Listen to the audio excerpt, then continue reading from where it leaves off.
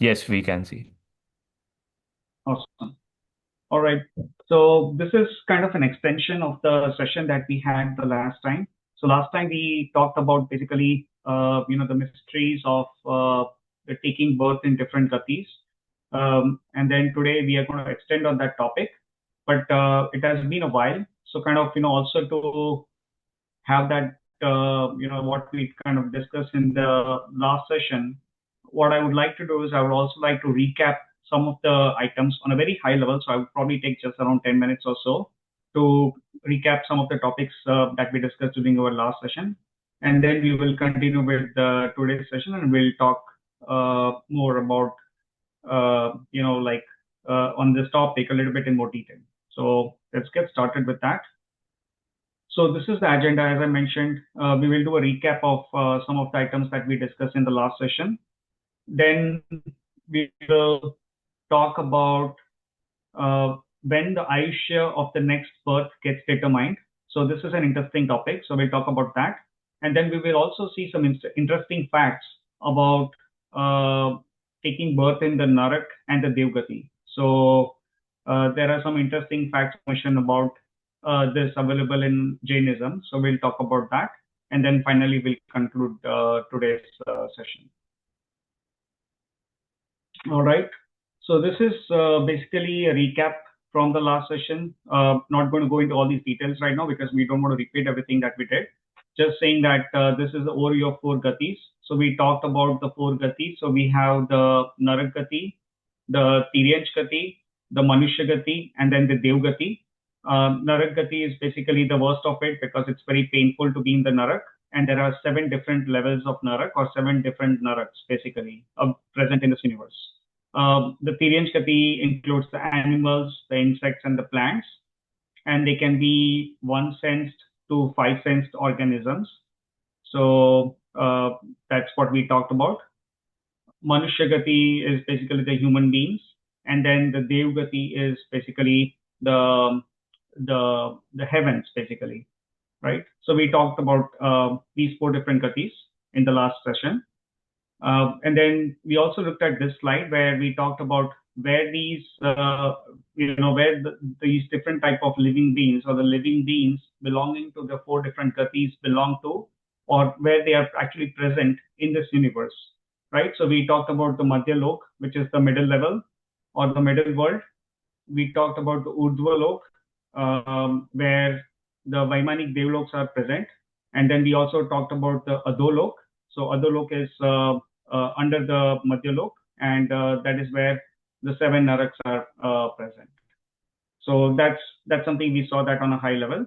And then we, human being, and the animals that we see around us, we are present in the Madhyalok right now.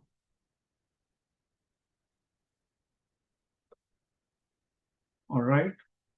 And then we also talked about the Ayushya karma and the Gati Nam karma. So there are some interesting points and some very basic concepts that we understood about it.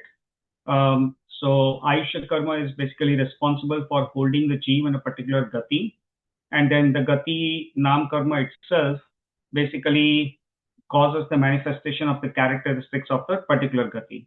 So, for example, I think we discussed that like my Ayushya, let's say if I say it is 80 years, that means my Ayushya karma for the current birth is going to hold me in this birth or in this body for 80 years, right? So that's my Ayushya karma.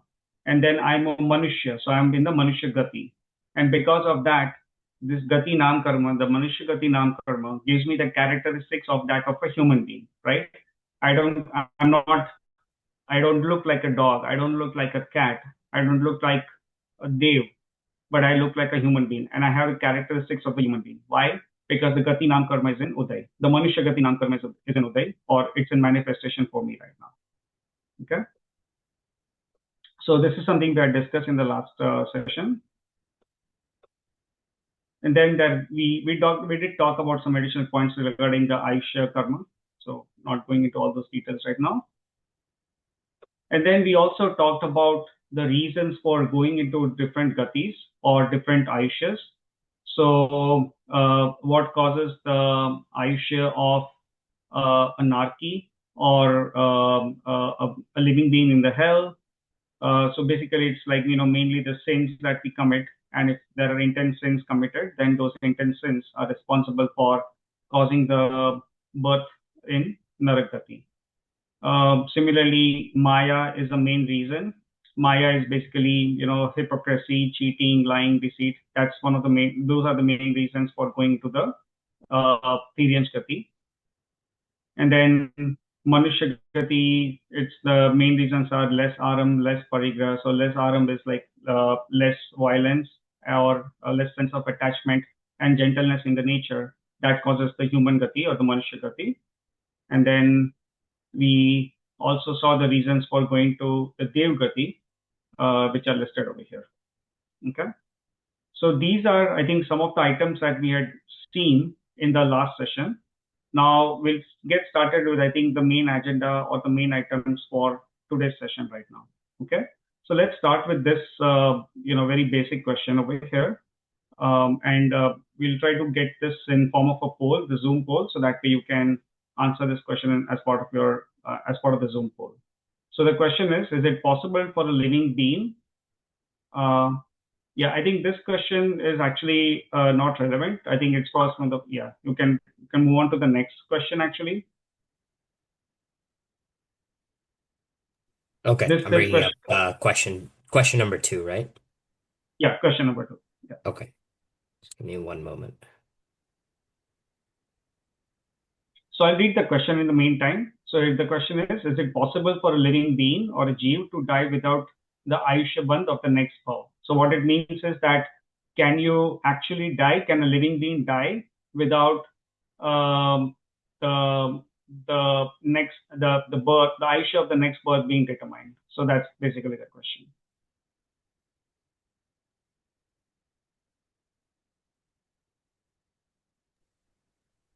I see we have around 10 responses. 78% say no, and 22% is yes.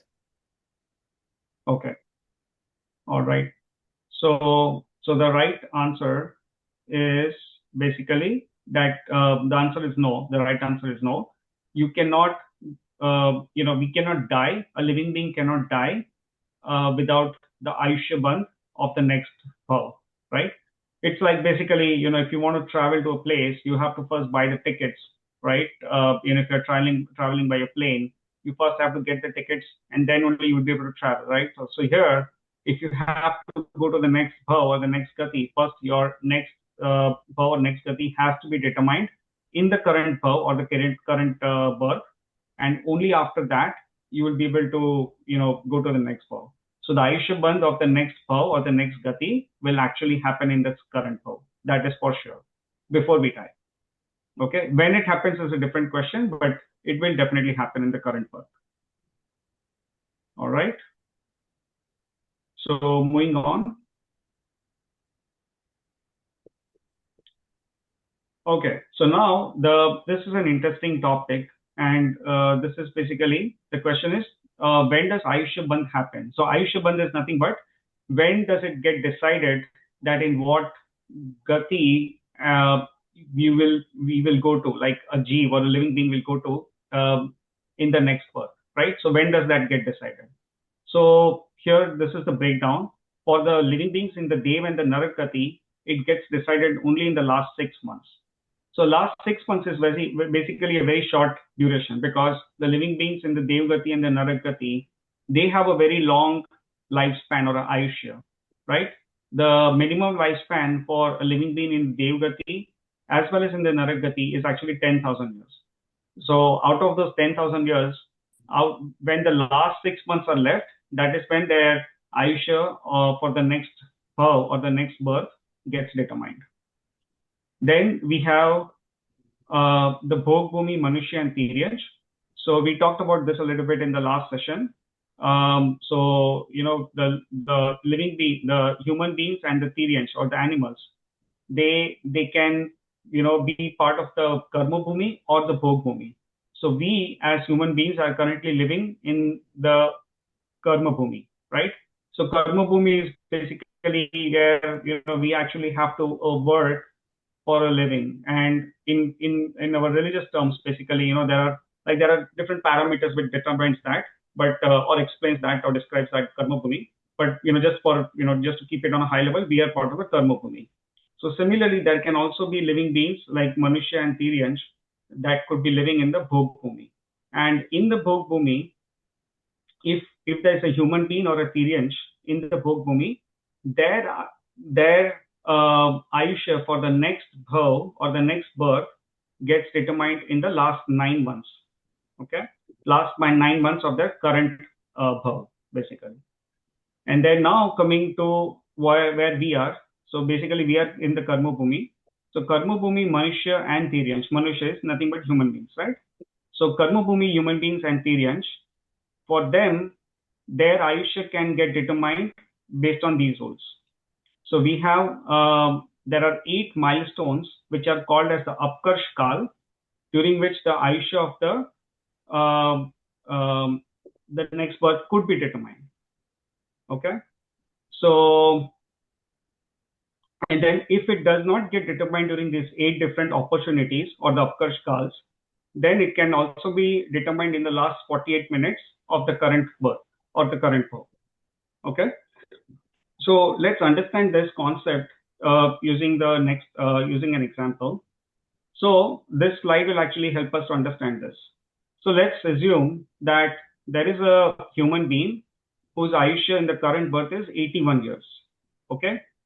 So now the 81 years is the total Ayushya of this human being. And here, so what the rule is basically, after the 2/3 of the current bhav's Ayushya is over, the first opportunity will come. So 2/3 of the 81 years is 54 years. So when this human being turns 54, that will be the first opportunity during which the Ayushya of the next birth can get determined. Okay. So when I say when this person turns 54, it will be the first 48 minutes after this person turns 54. So within that first 48 minutes after this person turns 54, the Ayushya, 54 years in this case, the Ayushya of the next birth can get determined. Now let's say if it does not get determined in this first opportunity, then the second opportunity will be you have to take the 2/3 of the remaining duration. So 81 minus 54 is 27, right? So 27. So the 27 years are left in this person's Ayushya now in the current birth. So 27, you do a 2/3 of this 27, so that goes to 18 years. So 18 years, so 18 plus 54, that becomes 72, right? So now at the age of 54, if let's say the Ayushya of this human being for the next birth doesn't get determined, then it will get the next opportunity is basically the age of 72. Okay. Now let's say at this point also, when this person turns 72, the Ayushya of the next birth does not get determined. So in that case, then the next opportunity will be like we have to take the 2/3 of the remaining duration, right? So 81 is the total Ayushya of this human being, and 72 years have elapsed, right? So what we do is we take this 27 from this last line, and then we subtract 18, basically, right? So that gives us 9, and then we do a 2/3 of this one. So 2/3 of 9 is 6 years. So we take 72 and we add 6 years. So that gives us 78. So the third opportunity is that when this person turns 78, the Ayushya of this human being for the next birth could be determined. So we keep doing this math this way. So these are the different options. So the first opportunity is 54, second is 72 years, the third is when this person turns 78 years. Even in that case, it doesn't get determined. Then the next option is when this human being turns 80 years, and so on. So these are like different possible options. So these are these 8 possible options during which the Ayushya of the next birth can be determined. And then, as I said, that if the Ayushya of the next birth does not get determined in these eight opportunities, then the Ayushya of this human being can get determined in the last 48 minutes also of the current birth. Okay. So now, just give me a break. I'm just going to bring some water. Just give me a second.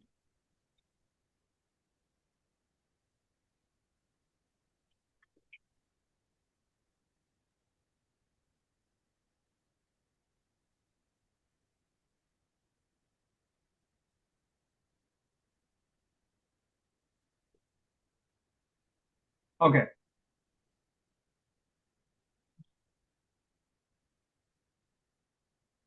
So now the question is, can we actually know when our Ayushya for the next birth is going to be determined, right? So that's the question. So the answer is no. We cannot know that, exactly speaking, because we don't know for how long we are going to live in the current birth, right? In this case, you have taken the example that, if the lifespan of this living being or the Manushya is 81 years, then these calculations would come into picture. But we don't know what is going to be our lifespan for this year, for this birth, right? So we actually cannot kind of definitively say when our Ayushya Bandh is going to happen. Okay. So the point is that we should ensure that we are always trying to avoid any bad thoughts or any negative state of mind, because when our Ayushya Bandh happens, right, depending on the state of our mind, the next gati or the next bhav will get determined. All right. Okay. So this brings us to the next question. So if you can bring this question in form of the poll, please.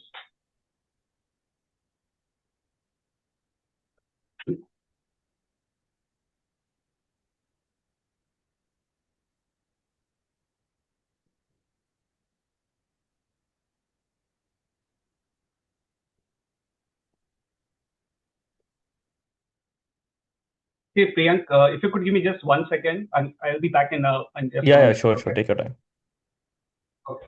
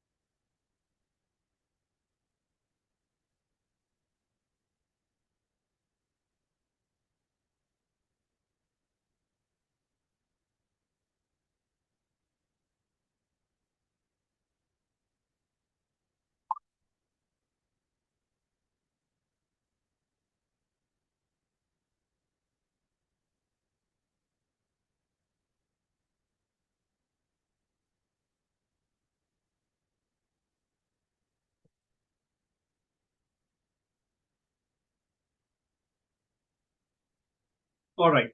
So the question is, a female human being can go up to which narak in their next immediate birth, right? And we have these different options, and I think a lot of people have answered it as second narak. I think 50% I can see they have answered it as the second narak. And then there are some people who have answered that as up to sixth narak, and some have answered it as up to the seventh narak. So the correct answer is the sixth narak. Okay. A human being who is a female, basically a woman, can go only up to the sixth narak. They cannot go to the seventh narak.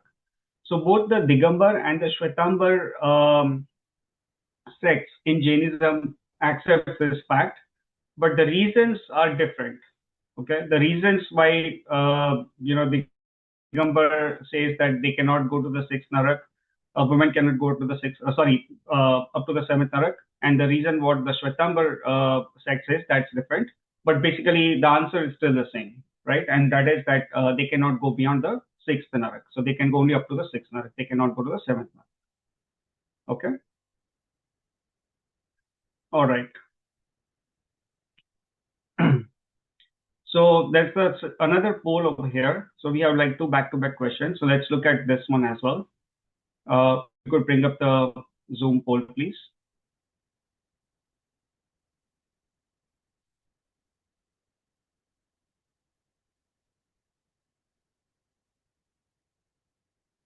What are the possible gatis in the bhav birth immediately prior to the bhav of Tirthankar, right?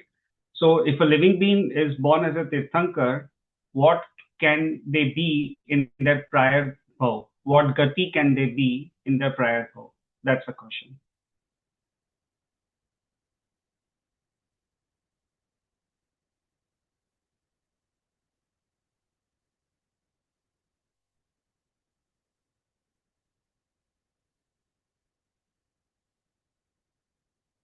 Okay, I think all of you have answered. So, normally you would think that a Tirthankar could be in the Manushya Gati or the Dev Gati because these are like the good Gatis, right? I mean, relatively good Gatis. So interestingly, the correct answer is just, where only two people have answered that correctly. That is the Dev and the Narak. So a Tirthankar in their prior bhav can be only in the Dev Gati or the Narak Gati. They cannot be in the bhav of a Manushya as a human being or as an animal, Tiryan Gati. So that's a very interesting fact. So if you look at most of our Tirthankars, they were in the Dev Gati prior to taking birth as Tirthankar, right? So for example, Rishabdev Bhagwan, our first Tirthankar, then Mahavir Swami Bhagwan, our last Tirthankar, Parshvanath Bhagwan, our 23rd Tirthankar. All these three Tirthankars, these are examples that I'm giving. They were in the Dev Gati in their prior birth, and then they were born as Tirthankar after completing their Ayushya as Dev. But one example is Shrenik King. So Shrenik King is basically, he went to the Narak Gati. So he's actually in the Narak Gati right now. And then from the Narak Gati, he's going to take birth as our first Tirthankar in the next 24 Tirthankars. Okay. So Shreni King is an example where he's actually currently in the Narak Gati, and then he's directly going to be born as a Tirthankar in the next one. Okay. All right. Okay. So this is one slide which we had seen the last time, but this is something we covered quite fast. So I'll try to just repeat this slide today, and then we will look at some of the other interesting facts also. So this is basically here. This is, these are some interesting facts about taking birth in the Narak Gati or the hell. Okay. So on the left hand side, we see who can go to the Narak in the next birth, right? So what kind of living beings can go to the Narak Gati in the next birth? So basically that's a question. So here, let's look at these points one by one. The first thing is 5 sensed asangni tiryansh can go up to first Narak. So 5 sensed asangni tiryansh. So tiryansh is basically, like animals, plants, insects, those are all tiryansh, right? Living beings of the tiryansh gati. And here, if the tiryansh is a 5 sensed organism, and if it is asangni, asangni means the living being that does not have mind, does not have the ability to think, basically, right? So those are asangni jivs. So if there is a 5 sensed living being but does not have mind, then that living being can go only up to the first Narak.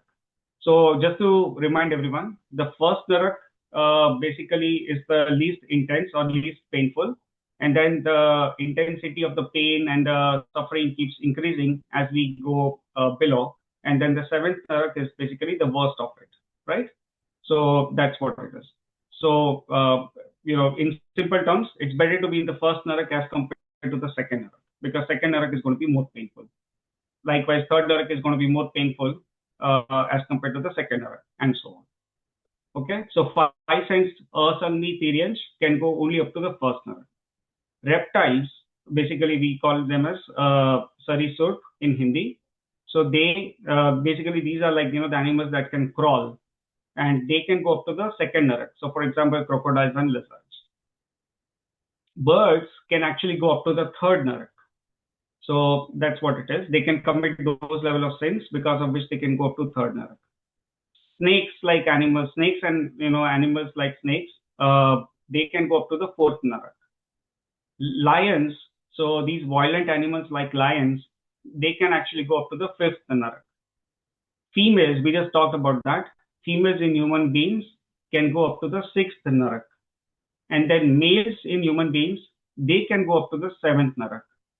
And then who else can go to the seventh narak? So there is something called Matsya. Matsya is basically, these are like fish or fish-like creatures. They can also go up to the seventh narak. Okay. So what's interesting over here is that a lion, who is actually an animal of Tiryansh Gati, or a living being of Tiryansh Gati, and this lions, right? They commit so many sins because they eat so much of non-vegetarian food. They kill so many animals, but in spite of that, they can go only up to the fifth narak. Whereas a human being can go up to the seventh narak, like the male or the men of from the human gati, or the human being Manushya gati, they can go up to the seventh narak.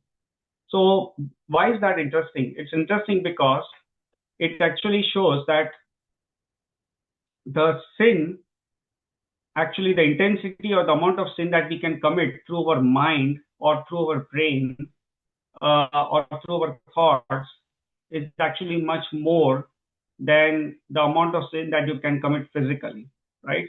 Because sin, or any karma, actually can be committed through man, vachan, and kai. Man is mind, vachan is speech, and kai is our body. So the amount of sin that you can commit with your body is relatively less, and the amount of sin that you can commit using your thoughts or using your mind, that's much higher. So because of that, the punishment of the sins committed through our mind also is actually much more, right? So that's an interesting fact over here. Okay. And then the other points over here is Samyakrasti Jeev can be born only up to first narak. So see, the rule is this: if a living being has Samyak Darshan, and if that living being is in the Manushya Gati, then that living being can be would actually not go to the narak at all, right? So if a living being has Samyak Darshan, and during the presence of Samyak Darshan, if the Ayushya Bandh happens for the next bhav, the living being will definitely go to Vaimanik Dev.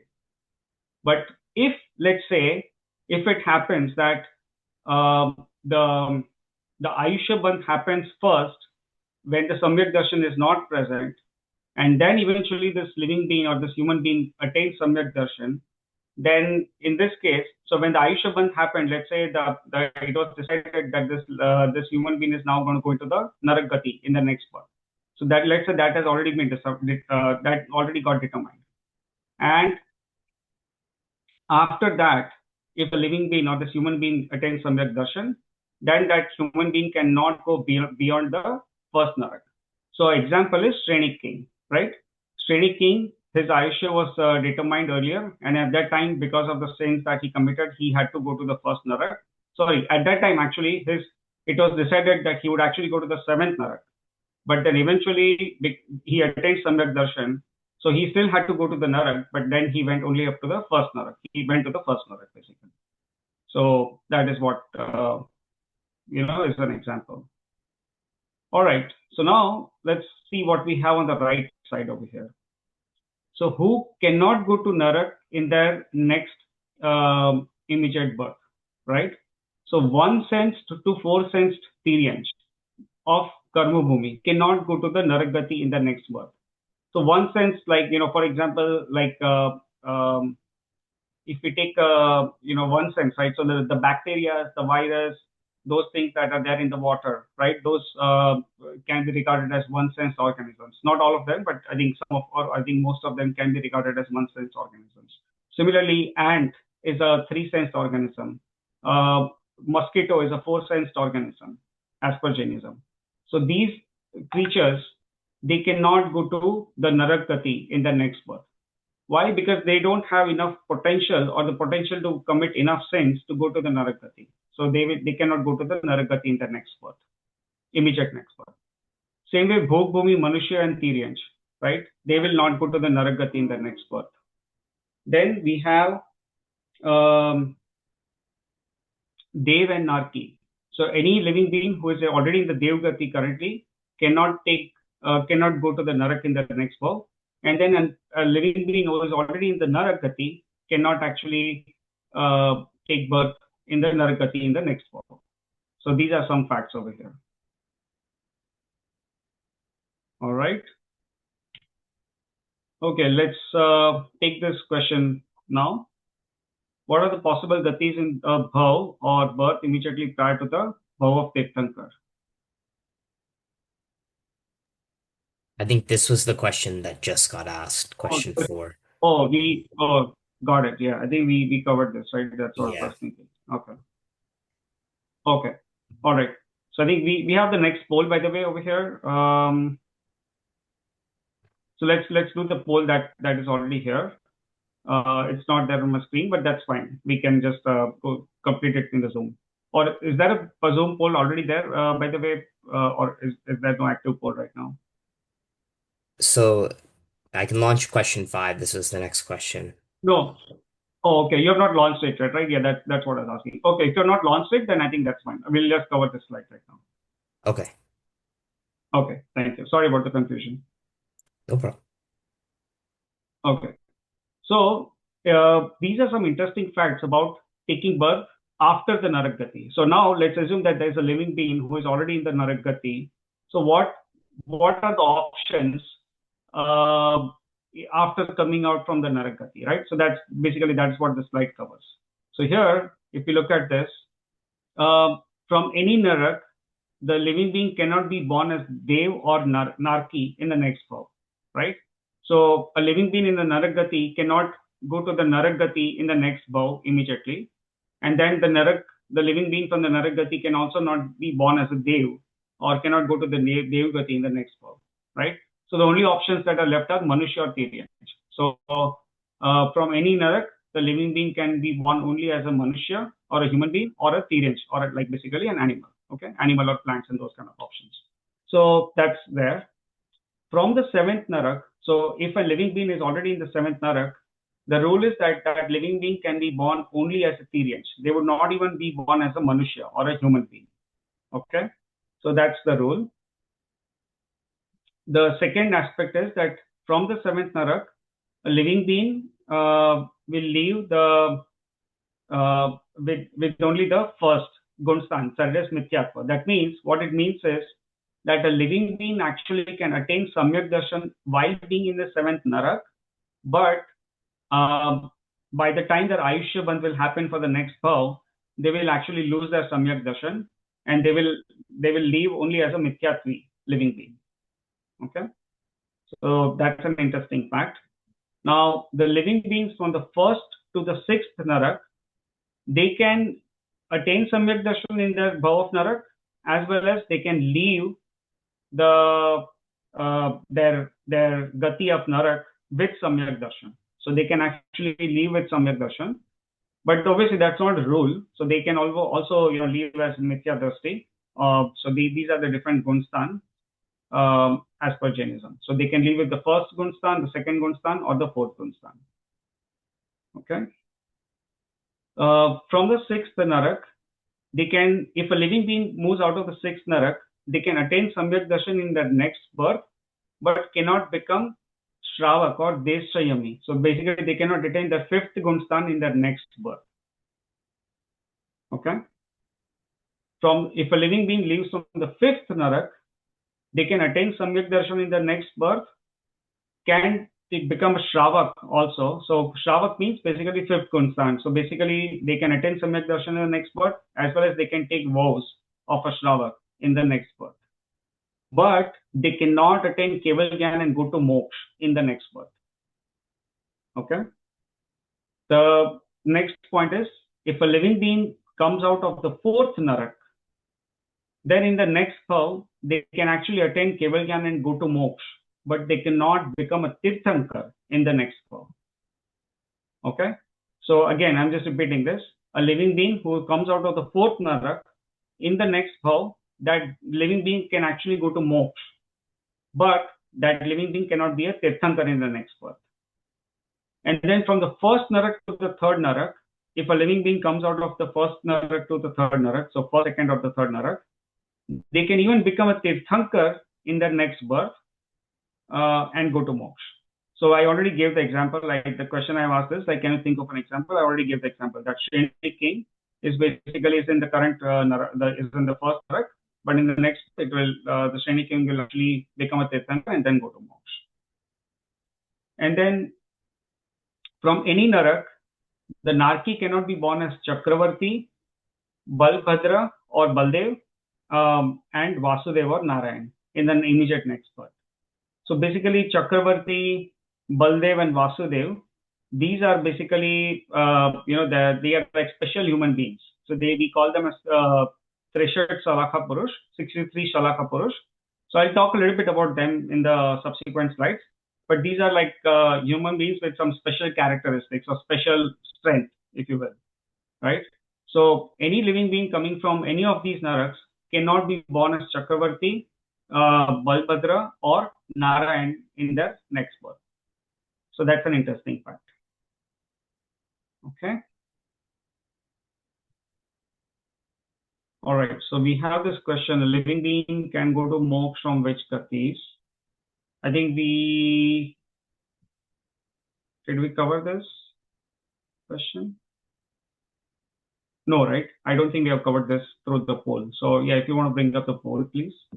Okay.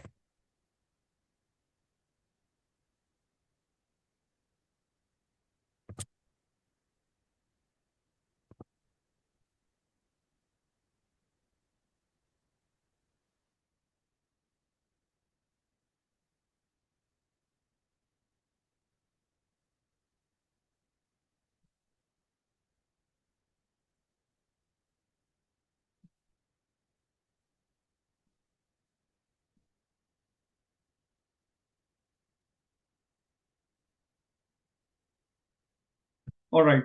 So here, the question was a living being like from which gati can go to moksha, right? And I think a lot of people have said Manushya and Dev, and then all four gatis, and then oh, you know what? I think Lin can go to moksha from which gatis. Okay, yeah. So I think it's my bad actually. The answers are not fully correct. So a living being can actually go to moksha only from the Manushya gati. So I think it's my bad. I think I should have kept an option B as only Manushya, but I think by mistake I kept Manushya and Dev. Or I think I should have kept the option A as basically just Manushya. So my bad. So none of the options are actually correct, and that's my mistake. So apologies for that. But the right answer is that a living being can go to moksha only from the Manushya gati. No other gatis, from no other gatis, a living being can go to moksha. Okay. So that's basically the answer. Again, apologies for the wrong options over here. Okay. All right. So now, interesting facts about taking birth in Devgati. So let's look at some facts about taking birth into Devgati. Okay. So here we have Bhogabhumi Manushya without Samyak Darshan, right? If there is a living Manushya, a human being in the Bhogabhumi, not the Karma Bhumi, but the Bhogabhumi, and without Samyak Darshan, the rule is that the Bhogabhumi Manushya will definitely be born, will take birth in the Devgati in the next birth. But that Manushya will take birth only in the Bhavanatrik. Bhavanatrik means Bhavanvasi, Vyantar, and Jyotishik. So there are basically four types of devs, right? We had discussed that in the last session. Bhavanvasi, Vyantar, Jyotishik, and Vaimanik. So Vaimanik devs are basically, the higher level devs, with more power and more lifespan and those kind of things.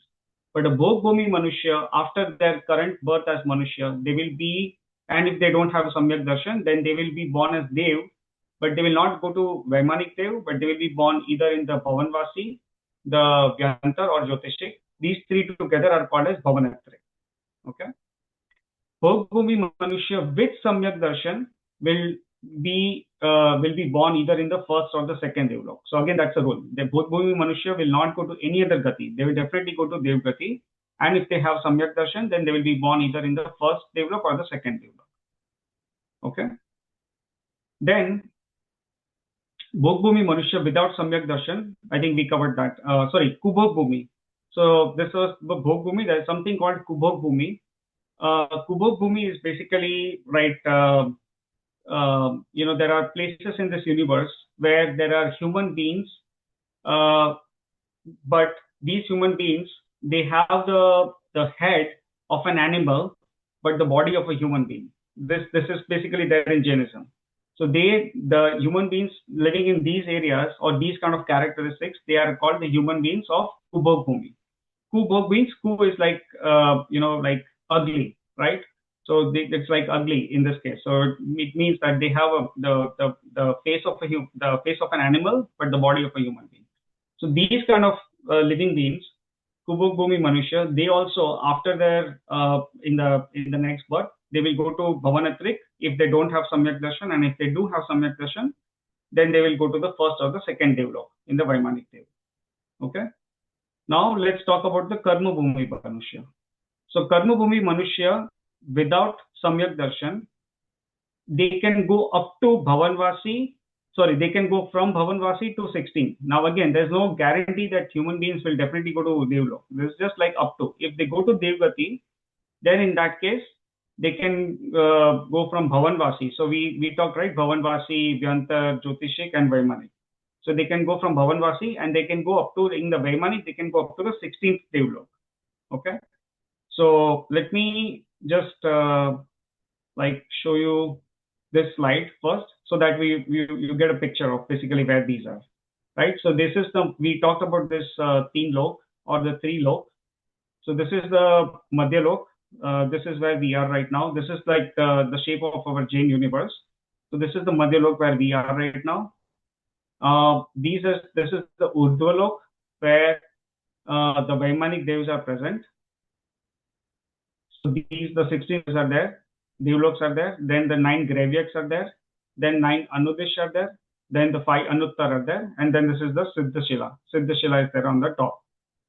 Okay, and this is the Urdhva Lok where the 7 Naraks are present. So here, see, the higher the Devlok, the better it is in terms of the Devlok, right? The higher you go in the Devlok, the better it is. So taking birth in 9 Gravyak needs more punya. Taking birth in 9 Anudesh, or I mean one of the 9 Anudesh, needs even more punya. Taking birth in the 5 Anuttar needs even more punya, right? And it's not really about the punya. There are other characteristics also that determines it, but in simple terms, I'm just using the word punya at this point of time. Okay, so we are talking about this. So a Manushya without Samyak Darshan can go up to 16th Devlok, right? So what it means is that they can go up to 16th Devlok, but they cannot go above 16th Devlok. They cannot go to Gravyak or Anudesh or Anuttar. Then Manushya with Samyak Darshan and Desh Sayami. So even if a Manushya is there with Samyak Darshan, that Manushya, a normal Manushya. So here we are talking of a normal Manushya. That Manushya can also go up to 16th Devlok. And even if there is a Shravak who is taking any Vrat and those kind of things, that also Shravak can also go up to 16th Devlok. Then the next is Dravyalingi Muni. Okay, Dravyalingi Muni can go up to 9th Gravyak. So Dravyalingi Muni means that a Jain Muni, but who has acquired the appearance of a Muni, or who physically follows the rules of the Muni, Jain Muni, but who doesn't really have true Samyak Darshan. Okay, so that Dravyalingi Muni can go up to 9th Gravyak. Okay, so 9th Gravyak is basically we talked about this, right? So 9th Gravyak is above the 16th Devloks. So Dravyalingi Muni can go up to 9th Gravyak. So what is the significance of this? The significance is that Dravyalingi means like without being a Dravyalingi Muni, you cannot even acquire that level of punya, and because of which you cannot even go up to 9th Gravyak. Only Dravyalingi Muni can attain that level of punya and go above the 16th Devlok, or like up to 9th Gravyak. So it leads a lot of punya. And Ravilingi Muni, even though without the Samyak Darshan, because of following this Muni Vrat and all the stuff, they can actually attain that much punya and they can go up to 9th graveyard. Bhavlingi Muni. So Bhavlingi Muni are the true Jain Munis who actually have attained Samyak Darshan, and they can go up to 5 Anuttar, right? So in this, they can go up to Anudesh, and then above Anudesh there's 5 Anuttar. So the Anuttars are the highest Devlok in this universe. And then Bhavlingi Muni or Jain monks can actually go up to those 5 Anuttar, the highest Devlok possible. Abhavya Jainlingi Muni, they can also go up to 9th graveyard. So Abhavya Jainlingi Muni means like Abhavya. Abhavya means who are never capable of going to moksha. But even if there's a living being who is not capable of going to moksha at all, but if they acquire the vrat of Muni Vrat, they can also go up to 9th graveyard. And then if there are monks of other religions, because of their tapasya and all the stuff, they can acquire enough punya to go up to 12th Devlok. Okay. So these are the different, like some interesting facts about entering the Devlok. Okay. Now let's look at this question first. So Dev from which of the following Devlok would take only one birth before going to moksha?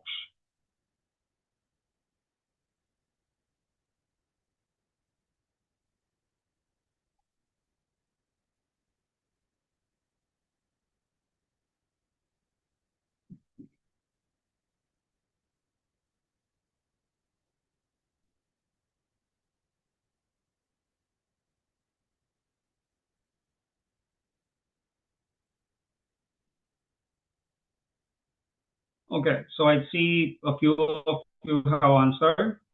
So the correct answer is Sarvat Siddhi.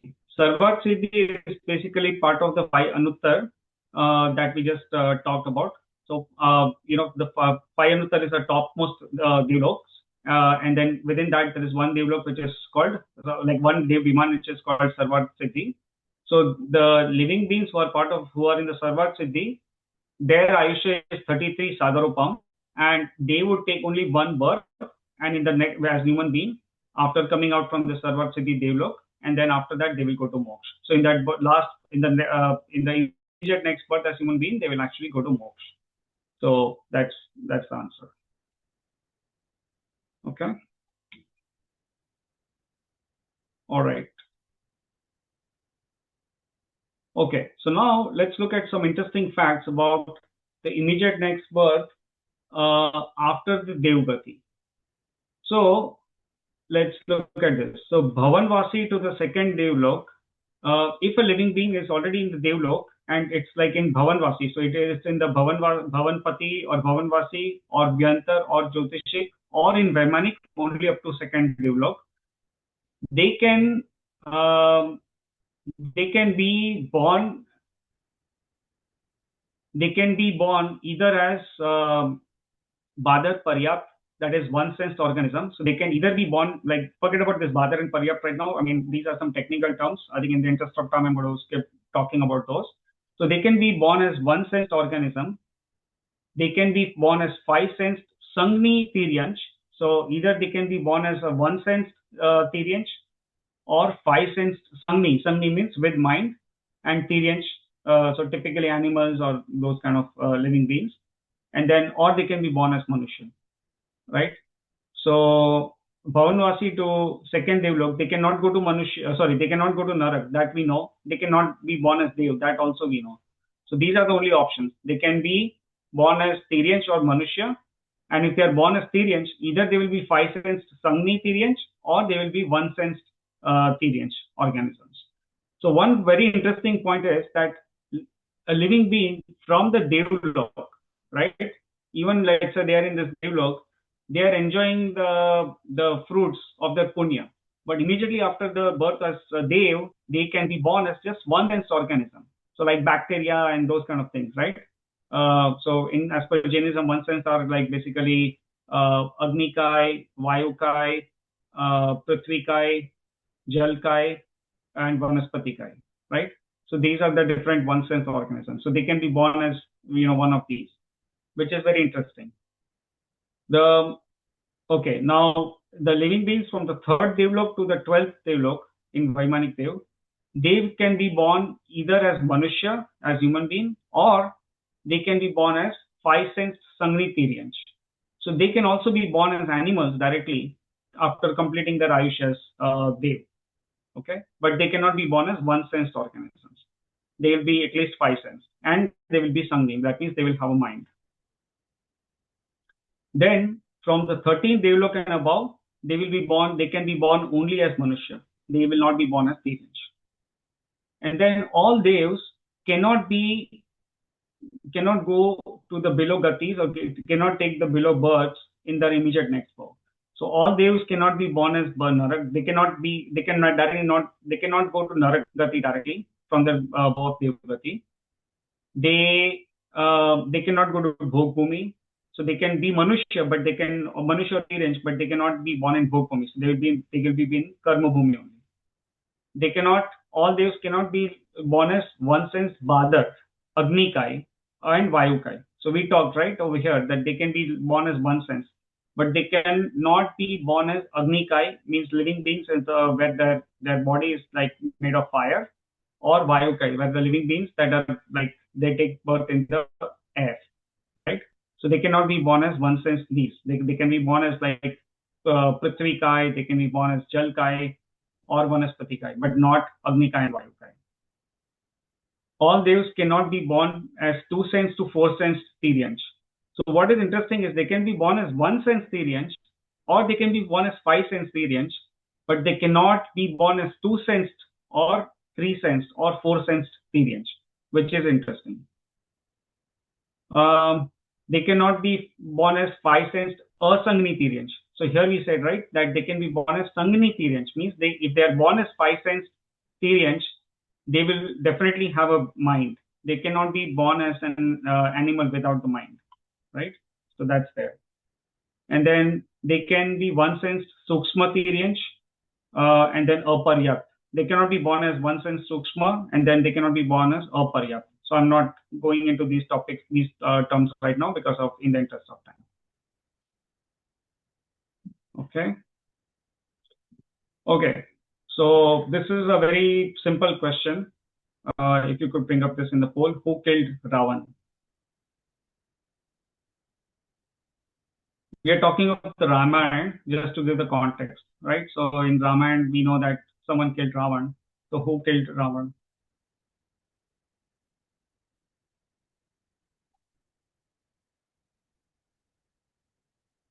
Okay. So we got some answers.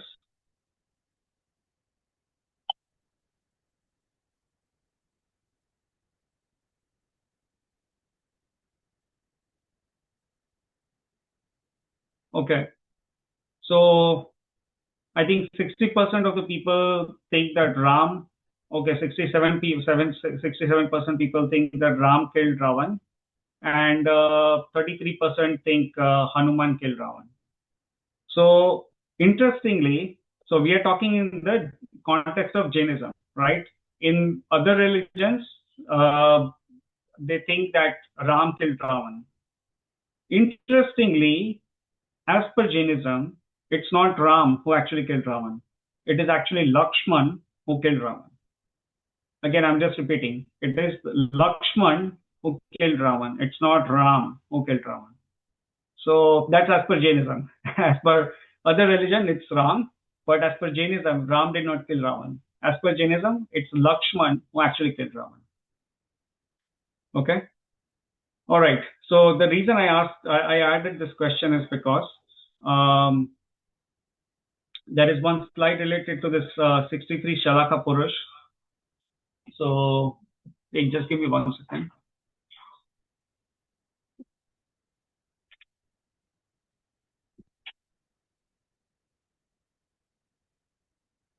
So yeah, so I just wanted to check, like, how are we doing on the time? Do we have like another 10-15 minutes? I think It's even if we 5:01, yeah. Yeah, so Apurva bhai, are we planning to like have the session until 5:30 or what's the plan? 5:15 is better. Yeah. 5:15 is better, right? Okay. Yeah. So then I'll just skip these slides. I think there were just a few which I would have covered, but I think we'll skip these slides. I want to kind of keep some time for Q&A in the end. So I'm just skipping these slides right now. So let's go to the conclusion, and then I think we can, open up the floor for questions after we go through this conclusion. So one thing, basically I wanted to mention is that, from last session as well as this session, right? What we learned is that pap or sin causes the Naragati in very generic terms. Punya causes the Devgati. Mithyatva or the wrong belief causes the Jeev or the living being to go to Nigodh. Okay? So Mithyatva causes the living being to go to Nigodh, and then Dharma causes moksha. So again, I'm repeating. Pap causes Naragati, Punya causes Devgati, Mithyatva causes Nigodh, and Dharma or true religion leads to moksha. So, as Jains, see, we have taken birth, not as Jains, I was about to say something else, but I'm just coming to this point. We have taken birth in all these gatis infinite number of times. All of us were actually in the Nigodh gati earlier, right? Nigodh is nothing but Tirech, but it's basically like one-sensed organisms. And these one-sensed organisms, they share body. They share their body with other organisms. So it's a very painful state in a way. And they just have one sense, which is the sense of touch. They don't have any of the other sense, like they don't have the sense of taste, smell, vision, or hearing. Okay? So we all were in Nigodh for a very, very, very long time. Okay? We came out of Nigodh and then, kept moving into different gatis. And then we have taken birth in all the different gatis infinite times, basically. Infinite times. That means we have actually gone to Narak also infinite times. This is as per Jainism. Okay, this is as per the Keval Gyanis. So we have already been through so many bhavs and gatis so many times, right?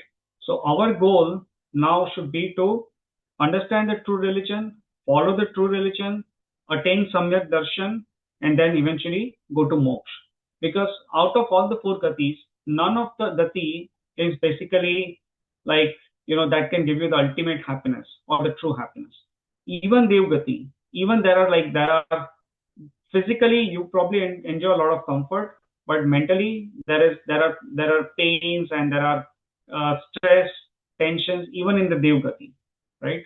So even Devgati, and even if let's say you are born in Devgati, right? Devgati is also not permanent. Eventually once the Ayushya of Devgati is over, we're going to come out of the Devgati. And as we saw, a living being from the Devgati can directly be born as a one-sensed organism, experienced organism, right? So it's not like, you're going to have a lot of fun or you're going to have a good time in Devgati. Eventually, you're going to come out of Devgati also. And even while you're in the Devgati, it's not like you're going to have a lot of fun. There are stress and problems there too, basically. So the point is that we have been through these gatis so many times. Now it's time to, understand the Jainism, understand like the true religion, or understand Jainism in its true sense, and then put efforts to go to moksha. Okay, so that's basically our conclusion. So I would like to, I think we have like around 10 minutes. I just wanted to see if anyone has any questions or want to bring up any questions. I think this will be a good time and I can try to answer as many questions as possible. I do see some questions in chat. Do you want me to go through those? Yes, that would be better. Okay. So I think the first question I see from Sonali Shah. It is what is this human has an early accidental death? Okay. So what if a human has an accidental death, right? So yeah, this is an interesting topic, accidental death, right? So I think your question is like, okay, in that case, when will the Ayushya Bandh happen, right? Maybe I think if your question is in that context, like when will the Ayushya Bandh happen if there is an accidental death? So even if there is an accidental death, the Ayushya Bandh will happen in the current birth. And if the Ayushya Bandh did not happen for the next birth in the current birth, and let's say a human being kind of goes through an accident and is about to die because of that, then the Ayushya Bandh will happen at that very moment, and then the living being will die, and then the living being will then be born in the next birth. So even in case of an accidental death, the Ayushya Bandh of the next birth will definitely happen prior to the death in the current birth. Okay, so that's the answer. Then the next question is accidental death also because of Ayushya Bandh? So accidental death is basically, accidental death is basically, it's like there are multiple factors over here. So there are different type of karmas which comes in manifestation, right? If a human being dies because of accidental death, there is physical pain involved, right? So the living being, goes through mental pain, it goes through physical pain, and then the living being dies, right? So the Ayushya karma of the current birth, let's say, a young man at the age of 20 meets an accident and dies, right? So in that case, the Ayushya of this man would actually be only for 20 years, right? We don't know that, but in the knowledge of Keval Gyani would have seen that this person's Ayushya is only 20 years. And because of that, after 20 years, that living being ceased to exist in the current birth, right? So we saw these recent incidences, right? Like we saw there was a plane crash in Ahmedabad, and there are a lot of, there are obviously a few children in the plane who died, and there are a lot of other people also who died, right? So children, right? So there could have been kids who could have been age of 9 or 10 and who could have died in that. There could have also been infants on that plane, and they could have died in that plane crash. So basically, their Ayushya for this current birth would be only that short, basically. So that is one. The accidental death happens also because of other reasons. Because when we encounter an accident, there's physical pain involved. So other karmas like asata vidnya karma, that will come into manifestation. So there could be those kind of bad karmas that the living beings could have bound in the previous births, and those also comes into manifestation. So there are these different, basically, reasons of this accidental death. Okay. Lion versus Matsya, fifth Narak versus seventh Narak. Why? Okay. So lion, basically, I think, yes, we talked about that, right? So Matsya, basically, right? Matsya is, simply because they can commit more hinsa. They can commit more violence.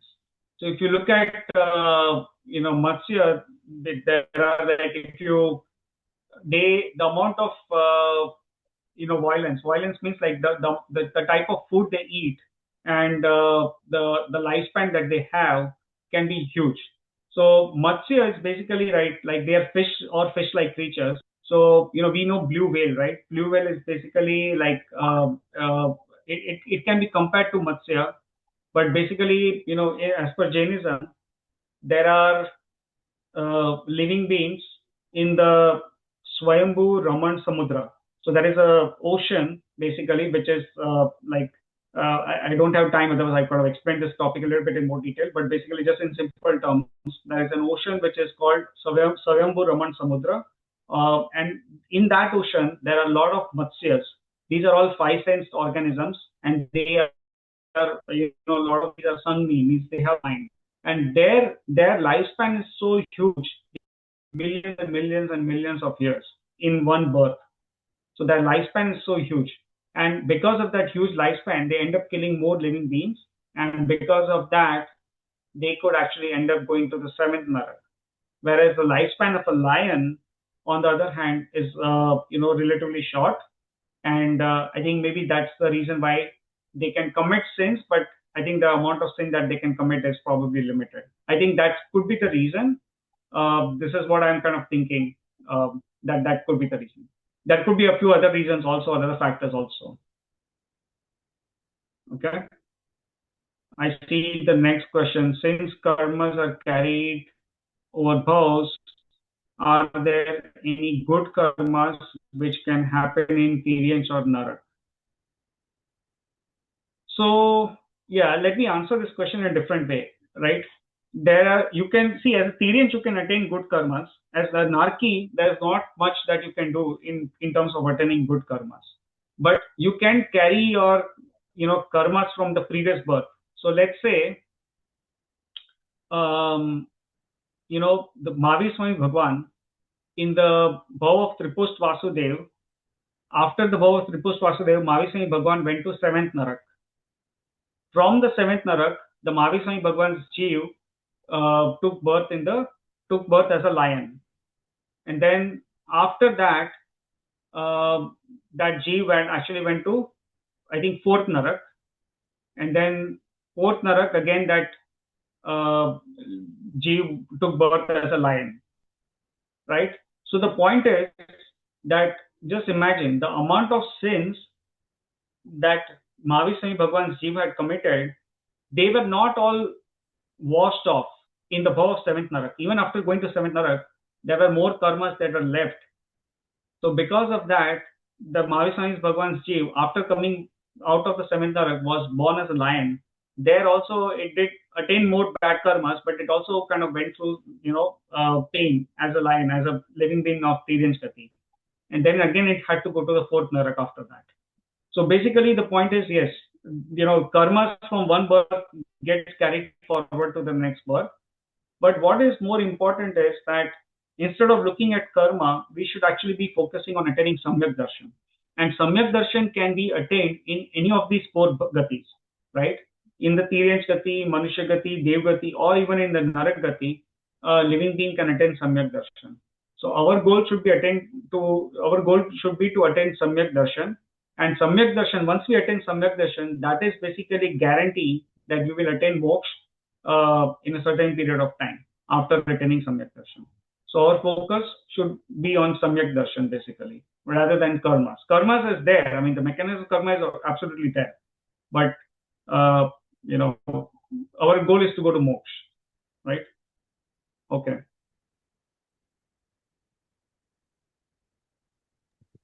I think we have time for one more question in Okay. case there are any. Yeah, I think there is one more question from Sonal Shah. It says, Ayushya Bandh happens before Nam Gati, right? How and when does Nam Gati happen? So I think we are talking about the Gati Karma and the Ayushya Karma, right? So we had talked about that a little bit in the last session. But basically the Gati Karma and the Gati Karma is basically a type of Nam Karma. So if you look at, there are basically total 8 type of karmas on a high level. In the broad category, there are 8 different type of karmas. So Ayushya Karma is one of that type of karma out of those 8. And then there is another type of karma which is called Nam Karma. And one of the subtype of Nam Karma is the Gati Nam Karma, right? So Gati is basically the Gati Nam Karma and the Ayushya Karma both works together, right? So once I like, let's say I'm going to bind the Ayushya of Dev Gati for the next birth, okay? So in that case, let's say I'm going to go to the Dev Gati. That means I have bound the Ayushya of Dev Gati, right? For my next birth. In that case, my Gati Karma will also, once I bind the Ayushya of Gati, of the Dev Gati, then I will kind of keep binding the Ayushya, the Gati Nam Karma also of Dev Gati. And then when these Gati Nam Karma manifest, the Gati Nam Karma will be in sync with your Ayushya Karma, right? Because Gati Nam Karma gives you the characteristics of that Gati, right? I gave that example that I'm born as a human being. So my Gati Nam Karma, my Manushya Gati Nam Karma is in manifestation right now. So I have the characteristics of the human being. And then my Ayushya Karma decides for how long I will be in this Gati of human being. So they kind of work together basically in terms of binding as well as in terms of manifestation. But the major difference is that the Gati Nam Karma, we can keep binding it like almost all the time. Every second we can keep binding the Gati Nam Karma. But then Ayushya Karma is bound only once in the current birth. And then, based on the Ayushya Karma, when it manifests, only the Gati Nam Karma of that Gati will manifest basically. So there are more details to all these things, but in very simple terms, I'll just explain this in a very simple terms and a high level. Okay. Any other question? I think I tried to answer some of the questions, but from the chat. But if Sagar asked one. Sagar has a question in the chat. Okay. So it says, as per the books, many lives, many masters, and same. Okay, same soul. Okay, let me read this actually.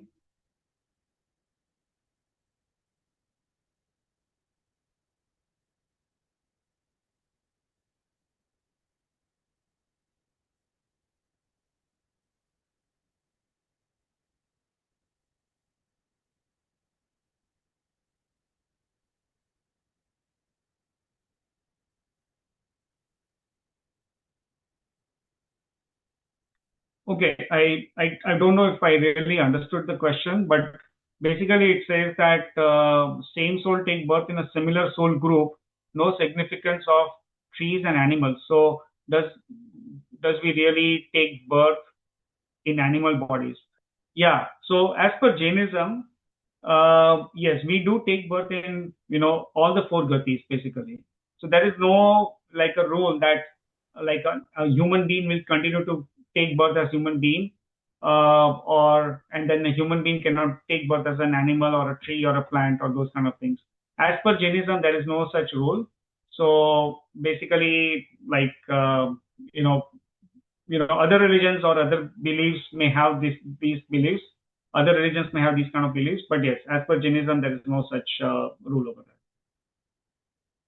Sonal Shah has one question. I'll just try to answer that quickly. How does one know if they have attained Samyak Darshan? Okay, Sonal, yeah, I think that's a very good question. So the topic of Samyak Darshan is, it's an important topic and it's good to know. But and I had actually asked this question to some scholars in Jainism, and what they told is, and I think that this kind of is mentioned in some of the scriptures also. So basically, once a living being attains Samyak Darshan, right, the living being has that level of understanding or that level of feeling where the living being sees himself as the soul, doesn't see himself as the body.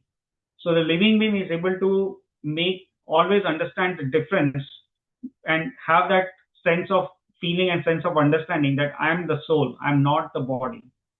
So that is one kind of an example. And then and see, there are different type of Samyak Darshan, right? There is Opshamik Samyak Darshan, there is Shayopshamik Samyak Darshan, there is Shayik Samyak Darshan. So there are different type of Samyak Darshans, and it's a very broad topic. But basically, when a living being attains Samyak Darshan, the living being kind of experiences the soul, feels the soul, knows that I am the soul, and that feeling that gives you a kind of a pleasure. Pleasure means like it's not like a pleasure that we get because of our senses. It's a pleasure that you get directly from your soul. The happiness, that sense of happiness, the sense of calm. So that feeling, if you encounter that, right, then you feel that you have experienced your soul. You have realized that you are actually the soul, not the body, and that kind of is an indicator that you have kind of achieved Samyak Darshan. But then like as I said, like this is a very broad topic. There are different type of Samyak Darshans and all those things. So it's like difficult to go into a lot of details right now. But yes, the point is that yes, if a living being does attain Samyak Darshan, what I have understood is that yes, the living being will know that they have attained Samyak Darshan based on these feelings and these thoughts. Not exactly the thoughts, but I would say the feelings. Yeah. Amazing, amazing. All right.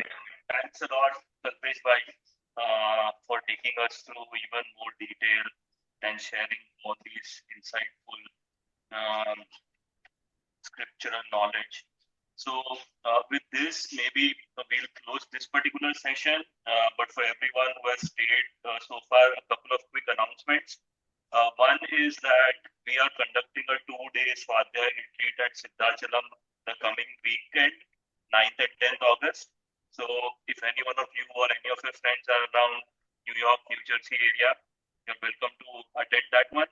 And secondly, we're also putting together a English lecture series for Paryushan This will typically be at 9 p.m.